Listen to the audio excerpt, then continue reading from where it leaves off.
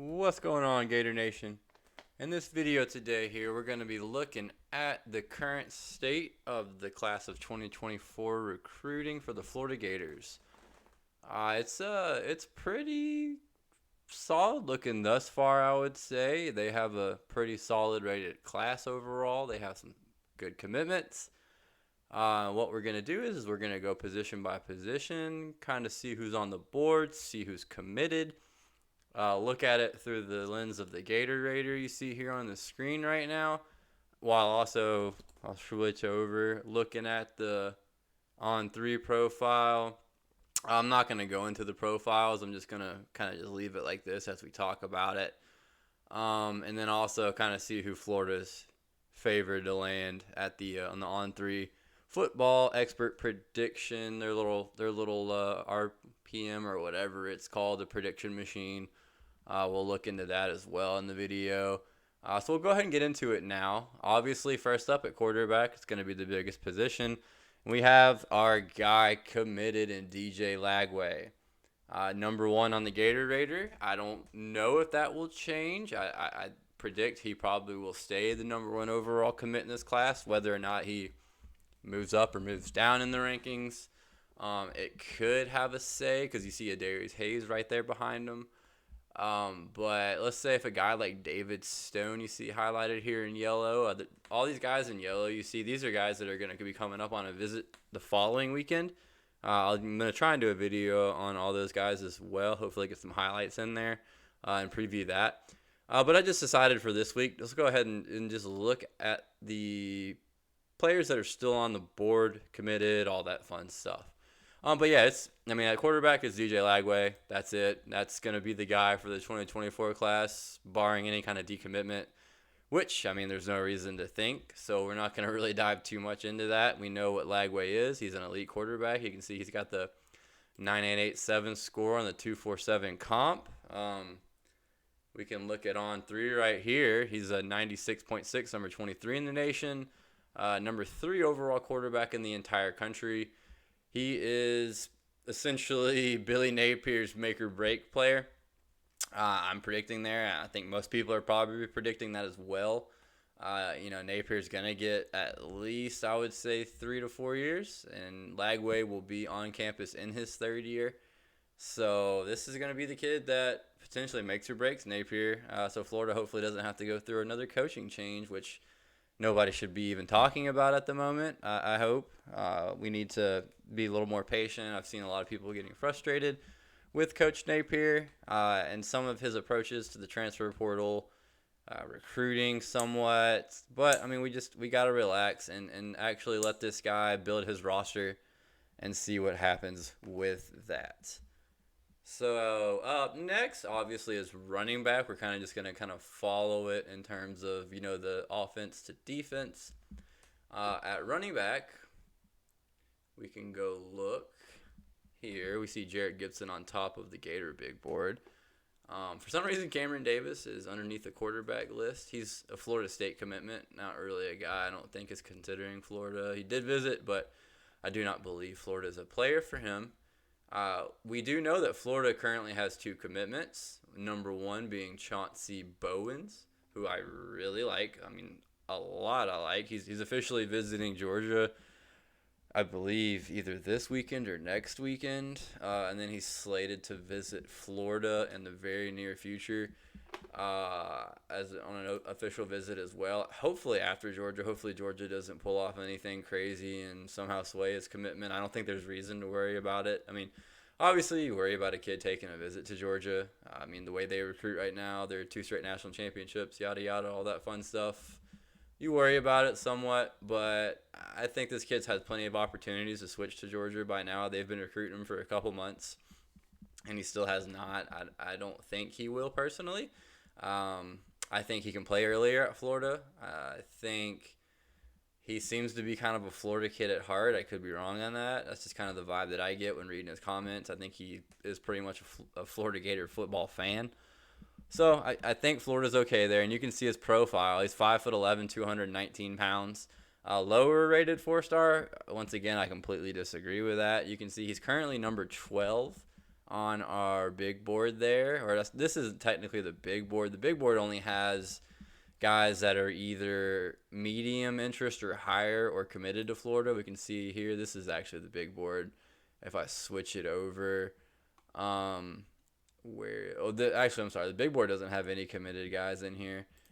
So, I mean, if you just look at him, everybody above him, there's only one guy that's a low interest level, which is Charles Lester.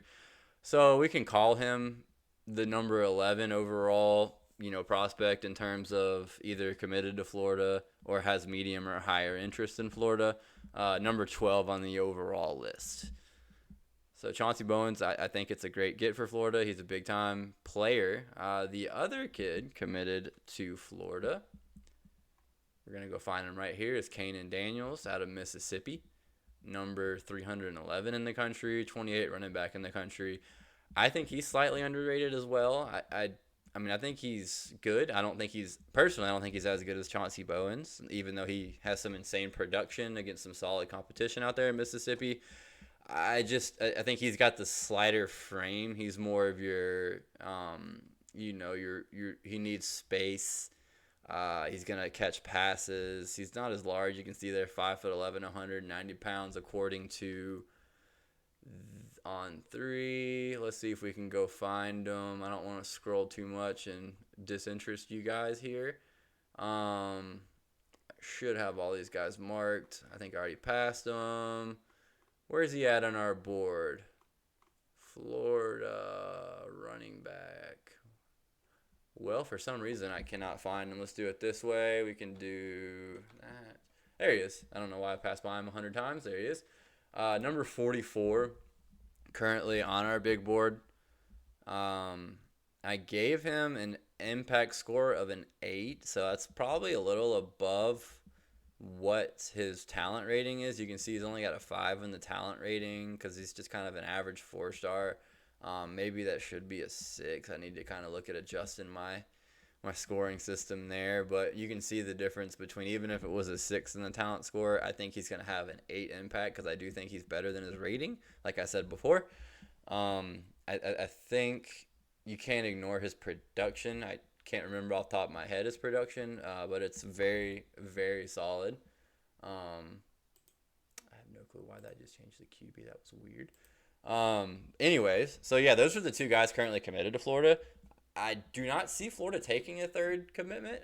They don't really need one, I wouldn't say.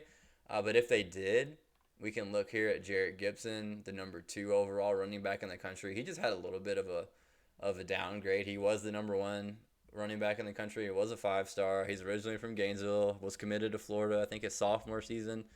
But you can still see there he is all in, currently being predicted to Texas. I know Georgia's in on him as well. Florida's trying to kind of keep tabs on him.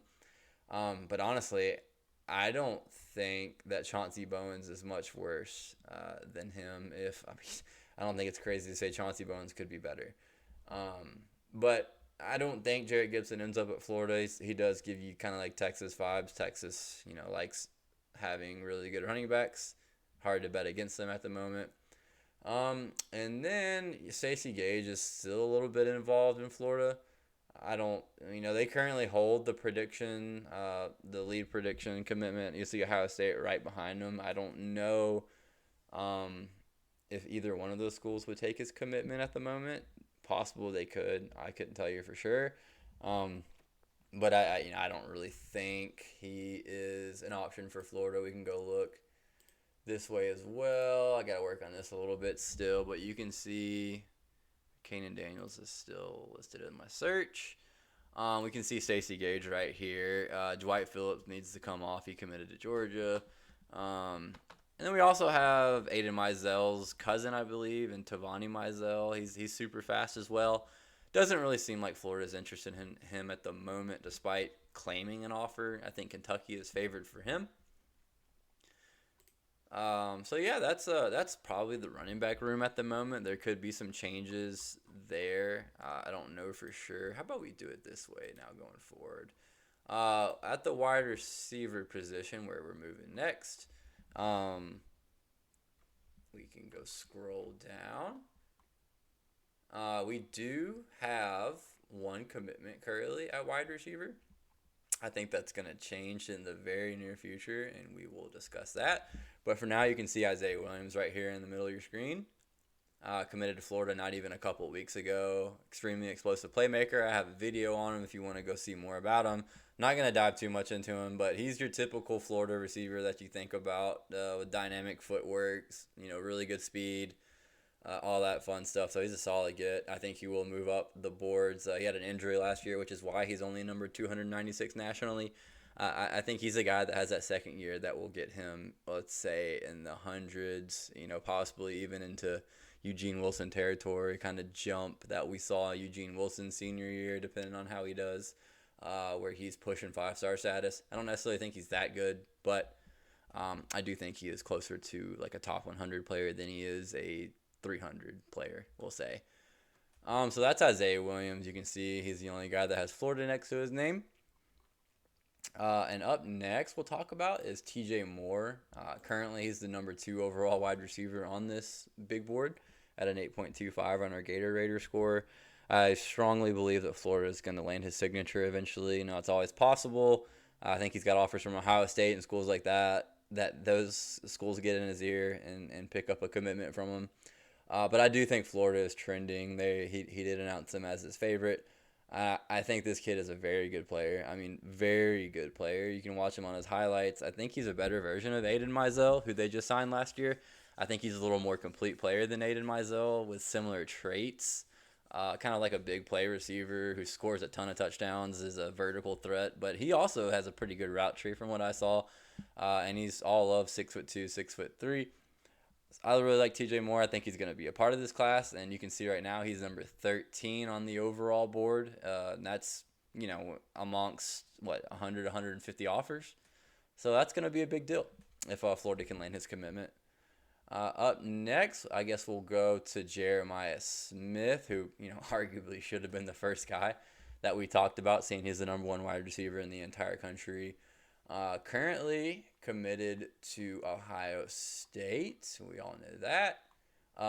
This guy is an absolute freak. He's got the traits of a Julio Jones, of an AJ Green, those kind of guys that were just insane recruits that wound up being NFL studs as well. It's hard to deny the talent when you watch him. He's got insane jumping ability, contested catch ability, but he's also really fast. He can separate. Basically, he does everything. He's the number 2 player in the country for a reason. Currently committed to Ohio State, as we've mentioned. I don't think there's a reason to believe he won't be committed to Ohio State in the long run, but he will officially visit Florida next week. You'll see that he's highlighted yellow there. He will be visiting alongside DJ Lagway. We'll talk about that hopefully in a further video. But I do believe Florida stands a chance. It's not a very high chance or a great chance, I guess you could say. I would honestly predict if he would go anywhere other than Ohio State, it's probably who he's fresh off his visit from, and that's Georgia. He just visited there with Dylan Raiola, who just committed to Georgia, the number 1 overall player in the country. So, that'd be even Georgia in and of itself would be a difficult matchup for Florida to beat out. And, they're probably behind Ohio State as well. But, you got to mention him. He's too elite of a talent not to mention. He's definitely a guy that Florida's going to target all the way through the recruitment. And up next, we will dive into Josiah Schrader, who's a teammate of Jeremiah Smith. He's taken a little bit of a bump in his rating. I think he used to be like a top 15 guy. He's still pretty highly rated. You can see he's got the .9897. Let's see, where's he at? He's right here. Number 27 nationally, so he's still rated pretty high. This is a guy that wasn't showing much interest in Florida at first, but it has seemed to have picked up a little bit here lately. You can see Miami is the heavy favorite currently. I do think he seems to be kind of a Miami kid at heart. So hard to bet against Miami. I know he's also interested in Florida State. But I do think he seems to be a kid that's going to stay in state. It seems like he talks up the most. There's Miami, Florida State, and Florida. So, I mean, you can't count out Florida until the very end if that's the case. But right now you have to favor Miami. This kid's very good as well. He's a little overshadowed due to being teammates with Jeremiah Smith, as previously mentioned. I think he's a good player. I think Florida has a chance. So you can't deny talent when you see talent like that. You can't ignore it, I guess you should say. And then a few other guys we can go over so we don't go way too long on wide receiver is Cameron Coleman's a 5-star right here from Alabama. He's visited twice now, I believe. He's coming to Florida again soon. Terry Bussey's a guy that Florida's after as well. He's a 5-star. I'm not sure where they're gonna be at there. Mylan Graham visited. He's an Ohio State commitment. He's a 5-star. You get a gist of things here. Florida's after 5-stars now, so that's a great thing to hear. Not that they're gonna land any of them. Not that I think they're favored to land any of them. Mylan Graham, I think the only reason he visited Florida was because he was at a track meet in Florida or something along those lines. 7-on-7. I can't remember exactly what it was, but he was in Florida and decided to visit Florida while he was in the state. So, I mean, at least he's visiting, right? That's at least you're getting 5-stars on campus consistently, and that's something we haven't been seeing these past few years. And then just kind of dive down to some of the lower rated guys that I would say Florida probably has a better chance with. You can see there in Jere Hawkins and Mario Craver. I think Florida stands a really good chance with, honestly, both of them. If they really wanted either one of them, I think Florida could maybe get them. I know Jere Hawkins is more of a West Virginia kid who moved down to go to IMG, so I don't know how interested he is in staying in Florida, but I know he's interested in Florida. He's a guy that has crazy speed. I think he's like a 10-3, 100-meter kind of kid. So he'd be an interesting take for Florida as a slot receiver. Craver's another slot receiver type with a ton of speed that I think he is very interested in Florida. The question is, would Florida take his commitment currently? I don't know. Do not know for sure. I know Auburn is involved in that one as well. And that seems to be, the majority of the board right now. I know Alex Taylor out of North Carolina has mentioned Florida as a top 5 team and an official visit down the road. And then we got Trey Horn from Georgia, who actually, if you go look at I'm not sure why this is. I have no idea why this is. If we go look at his new leader in prediction machines, Florida's actually number 1 by a fairly wide margin. So I don't know how accurate it is. I think this thing changes right before the commitment rumors start to come around. That this could quickly change to even, let's say, Virginia Tech. If there was a rumor that came out that Virginia Tech was probably going to land his commitment, this thing would switch right before he committed and act like it got it right, even though, it was public knowledge. So I'm not sure if he's actually that interested in Florida or Florida's that interested in him, but I thought that was interesting. I hadn't really heard much of Trey Horn here recently and any interest in Florida. But that's probably the gist of the wide receiver room right now. You can see that we're probably going to go for 3 kids to commit. I think if they only wind up with 2, that might be okay if you can get somebody in the transfer portal. We'll see on that. I do think they'll wind up with 3, whoever those 3 are. We'll see. In the tight end room, which is going to be kind of I would say a crucial position because they do need some receiving options. Number 1 guy by far here is Walter Matthews. This kid is a potential stud, giant, 6'7", 245 pounds. Apparently Florida is, if they're not the favorite, they're close to it. You can see there on the interest level, I have them as the favorite. They're fighting USC, so who knows what's going to happen there. But I do think that Florida's in a really good place. He'll officially visit soon and would be a completely different tight end than they have on their entire roster currently because he is a kid that can catch, but he also can block very well. Florida kind of seems one-dimensional with all the kids they currently have. Either 1, they're really good receivers, or 2, they're good blockers, but they don't have both. So that's why I kind of say tight end is a pretty crucial position to get a more versatile options, which Napier likes having in his offense. He likes running 2 tight ends a lot. He likes having guys that can block and catch. But I think number 1 priority for him is blocking. We can see here we have Caleb Odom right below him. Allegedly, he's being recruited at wide receiver by Florida, and I think he's capable of playing wide receiver, so you could argue he should be in the wide receiver discussion. But for now, I'll let him at tight end just because that's what he's listed at on all the recruiting services. And apparently, the fact that Florida told him he can be a wide receiver has moved Florida back into his top five. So that'll be interesting to see. He has that super elite quarterback on his team at Carrollton, the freshman phenom, Julian. I can't remember his last name at the moment, but getting a kid to commit like that might give you some, might give you a little inroads there down the line. I'm talking, this kid has some insane stats. If you don't know what I'm talking about, go look it up. Carrollton quarterback out of Georgia. He's going to be a really good player.